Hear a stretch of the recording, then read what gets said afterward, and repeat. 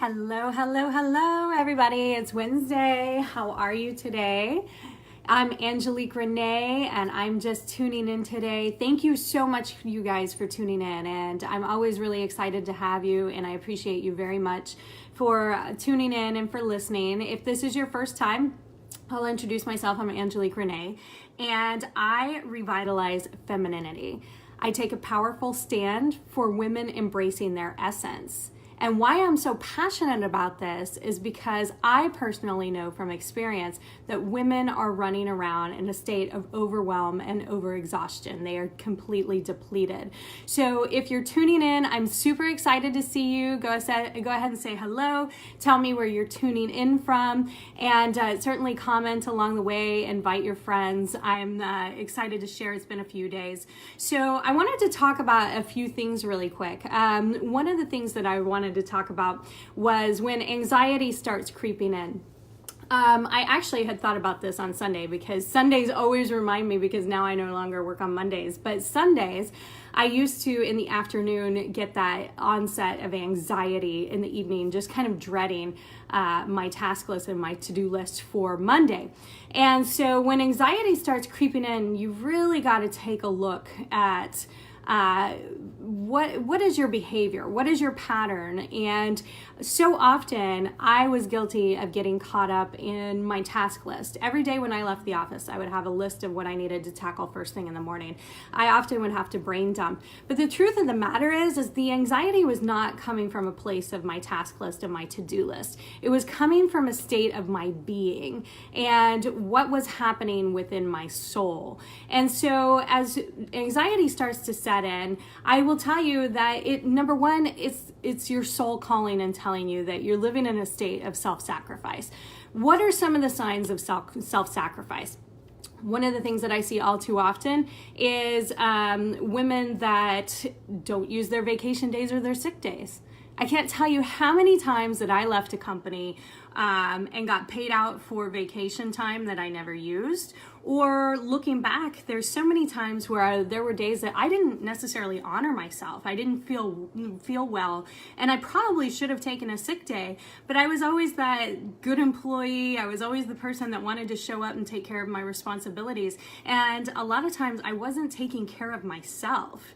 So, many times I left companies and I hadn't used all my vacation time, or I would get to the end of the year and I would be grinding it out, trying to close the year strong, get ready for the new year. And I wasn't using all my vacation time. And statistically speaking, you look around the world, they tend to take a lot more vacation time than we do here in the United States. And as I was even navigating through divorce, looking back, I wish I could have just taken a sabbatical instead of grinding it out and trying to work, just navigate through all that the way that I did. Sometimes we don't have the luxury of doing those things. And I teach women, you can manage your day to day, but the truth of the matter is, it's time for you to unplug and slow down. I'm going to tell you another sign that you're self-sacrificing.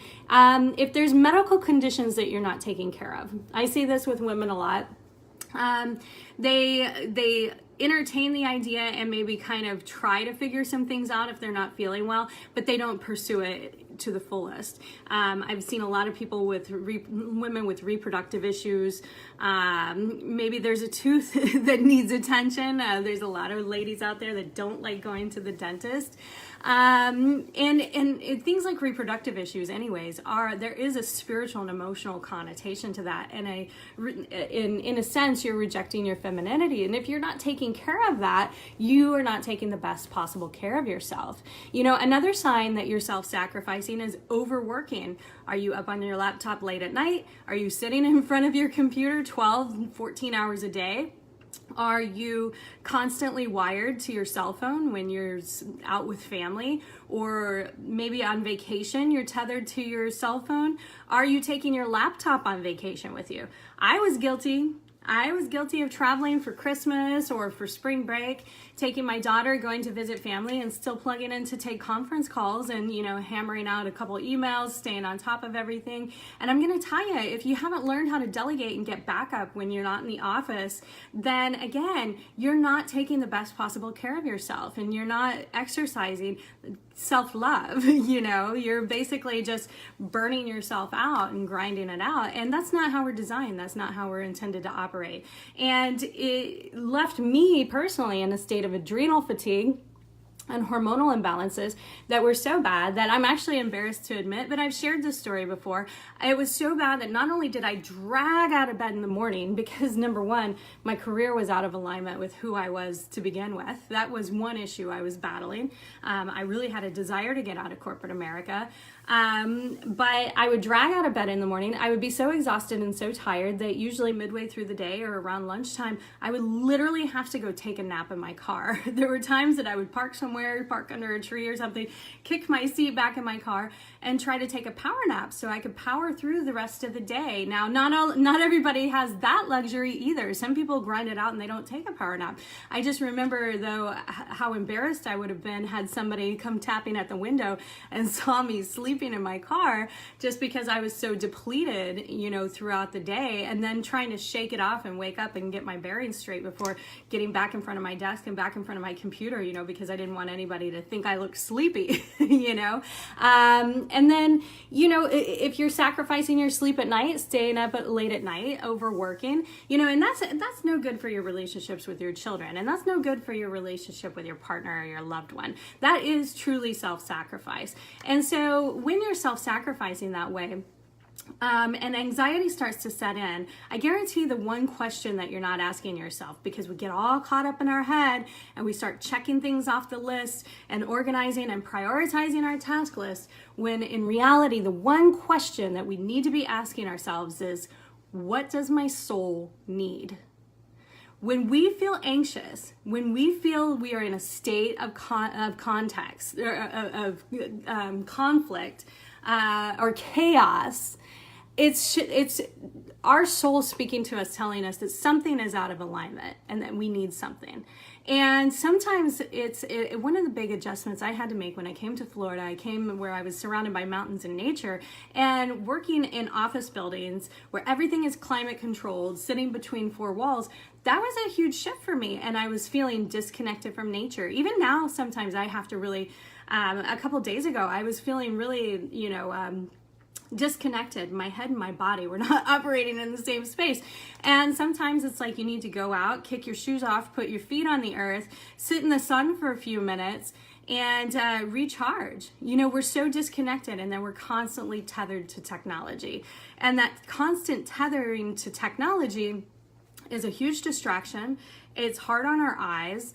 It's adding constant chatter to our brain. Most of us are not actually limiting screen time. Now, I personally don't watch TV. I turned the TV off 10 years ago.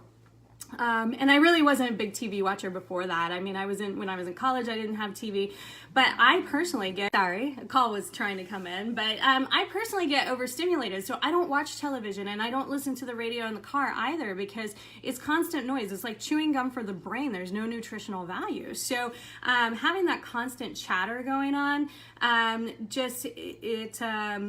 it causes a dissonance in my spirit. So I don't participate in that, but I am guilty of constantly being tethered to the cell phone. So, so often, especially when we're in business, we want to be ahead of the game and on top of everything. But the truth is we need to be putting our phones aside and be present and connected with our families and with our loved ones. If you're going on vacation and you can't put your phone down, you're missing out on a lot of the quality time. And that's why I do love cruises, because I go on a cruise, I throw my phone in the safe and I forget about it, and then we go to each port of call. I just, we have to have that time away. And so often, when do you take a vacation where it's either not just family, or it's with just a loved one, or maybe just by yourself? When do you get out in nature? I know of women, and I've personally worked with women, that they don't take a vacation just for fun or just to recharge themselves. They'll go and they'll party, or they'll go with family, or they will design their travel around their business to where they don't go somewhere unless they are making sure that they're conducting business along the way, because they want to attend a seminar to do some networking or recharge in a certain area, or they're having their clients to fly in to meet them around that. But as far as just unplugging and disconnecting, no, they're doing everything completely business related. And so that, again, is a sacrifice. Yes, I know there's tax advantages and benefits to designing your travel around your business. But, as far as being able to recharge and rejuvenate, it's really important that women, and this is where I've developed a program and I started supporting women in this, is to reclaim the most important thing of all, which is herself. What's happening is that women are going around, they're running around in the business world, and they're giving away pieces of their time, pieces of their energy, pieces of their identity. They're doing it at home and in business, and it's rendering them depleted, exhausted, overworked, overwhelmed. And I'm really passionate about this because honestly, it's time to slow down. If I told you what was really going on in my head, I'd probably insert an F word in there. Time to slow down, because I can tell you how to navigate through the day to day.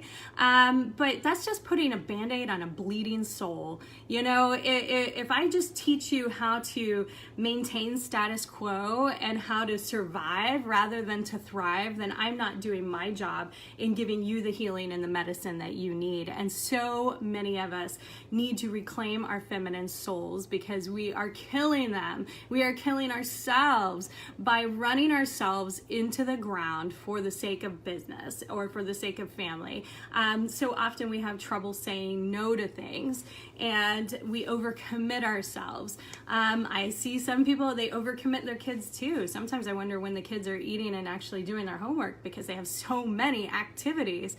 And so I would just invite you, if anything that I say resonates with you, I really am here to support you. I am an expert in supreme self-love and self-being. And I'm going to tell you, the number one shift that took place in my life that started me on my journey of transformation was getting in touch with my soul and my spirit and making that first, making that a priority. When I got reconnected with my spiritual studies and started making it a point to connect with God and the divine every day, my life started to shift and to change. And if I walk out the door during the day and I haven't done that work, then I'm again maintaining status quo. The day does not go as well as it could be if I were to, in the morning, set my intentions, make sure I'm connected, and also make sure that I take the time throughout the day or in the evenings to feed my mind and my soul with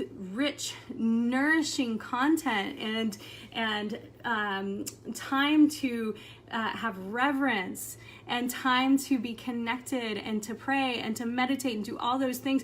That was a big shift for me. When I made that a priority, everything else started shifting around me and supporting me to take this journey and to change my life, because my higher self and our creator knows our hearts. That's how we were designed. That's who designed us. So you need to be maintaining that connection in order to be able to navigate through life. Otherwise, you're flying by the seat of your pants, willy-nilly. Everything's a state of chaos. Things get crazy. And then you're sitting there scratching your head going, why is everything such a mess?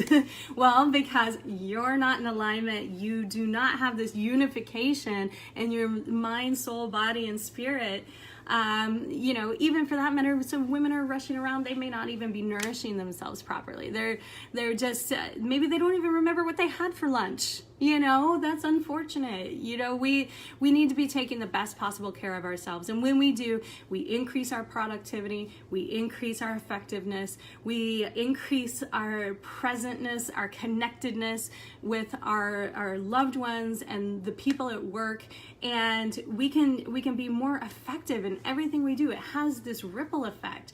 And so it starts with you finally making yourself a priority, deciding that you're ready to reclaim that person you once knew. Because if you're like I was, I woke up in corporate America probably about after a decade, and I looked at myself and I'm like, who am I and how did I get here?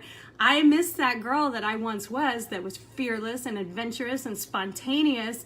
And I looked around and I'm like, I really don't like this. Like, now how do I change this? How do I shift this? How do I get out of this? And I'm going to tell you the one thing in addition to making my soul a priority, that I had to have in every single aspect of everything that I implemented and everything that I learned. It didn't matter if it was holistic wellness, nutrition, beauty, my spiritual studies, no matter what it was, I had to have coaching, mentorship, training, guidance, and accountability.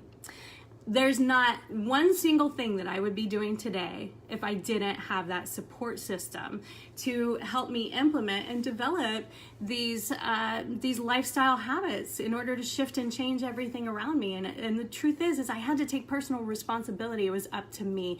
I knew I couldn't live another day feeling the way that I was feeling. I was too young to feel that old. I was getting the onset of health issues, totally burning myself out. And I said, there's no way I can continue to live like this. And I knew that I was my own best investment.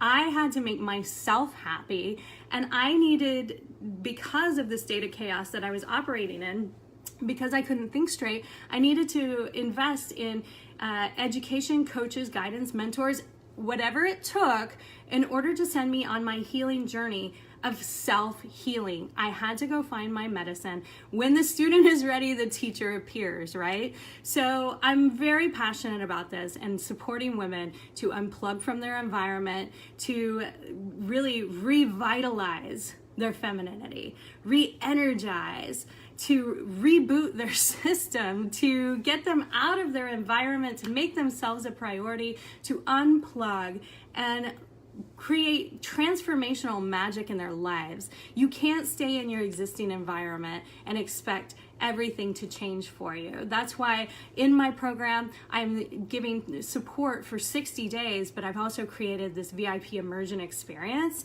to get you out of your environment and get you into this environment of healing and wellness, where you can make yourself a priority and you can learn how to create shift and go back with the tools to know how to do things differently and